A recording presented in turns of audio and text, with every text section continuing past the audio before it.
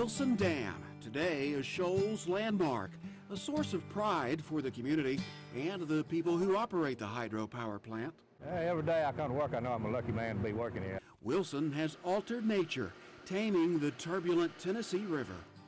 Me and my daddy used to fish next to Wilson Dam. Now the dam is a peaceful place, even though Wilson was born of conflict, intended to power nitrate plants to make ammunition for World War I. The war ended before Wilson went online. The dam was still under construction. Then it wasn't completed until 1925, so the nitrate plants just kind of were laying there idle. Historian Lee Freeman explains Henry Ford jumped at the chance to lease the Muscle Shoals project.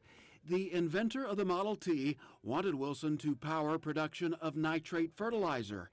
When he came to the Shoals with Thomas Edison, Ford overwhelmingly won over most folks who lived here, but he could not convince Congress. Here in Muscle Shoals, Highland Park, Woodward Avenue, just two namesakes of the city of Detroit, Michigan. Ford may have failed to buy Wilson Dam, but he certainly left his mark here. Dozens of miles of concrete curbing and gutter were first laid, and these were followed by equal lengths of standard cement sidewalk. Well, this old sidewalk was put in the 1920s. Historian Richard Sheridan says Ford's fantastic future made Muscle Shoals an investment opportunity. Everybody thought that Ford would do great things here, and he mentioned building a great city and creating many jobs. 1 million jobs.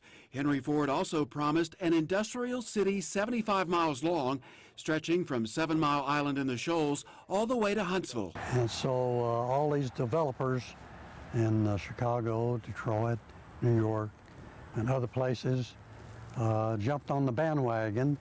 They bought up tracts of farmland and put in these sidewalks. You went out and you saw areas where there were sidewalks and that led to nowhere. The idea was, you know, certain areas were constructed to kind of be an appetizer, if you will, for people that, well, here's what's going to happen here. Big things happening, a real estate gold mine. City Clerk Ricky Williams is proud of this display, now hanging inside Muscle Shoals City Hall. In the 20s, New York City real estate developer Howell and Graves had it hanging in their Madison Avenue office, a sales tool, and it worked. I've talked to people over the years on the phone who would, when we would talk to them about their property, they would say, well, you know, my grandfather bought that and that was going to be my inheritance, and it might be a 40-foot lot. Here in the Tennessee Valley is a tremendous power plant. Ford's powerful vision amped up. A crowd estimated at 50,000 showed up to hear FDR at the Sheffield Railroad Depot. We are here because the Muscle Shoals development and the Tennessee River development as a whole are national in their aspect and are going to be treated from a national point of view. Within his first 100 days in office, President Roosevelt created the Tennessee Valley Authority. Saw democracy's future when we built TVA.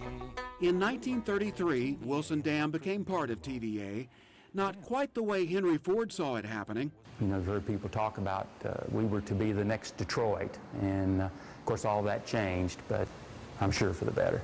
A better result?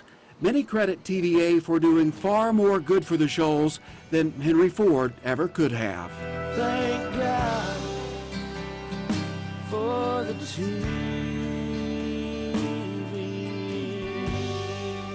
Greg Privet, Way 31, First News.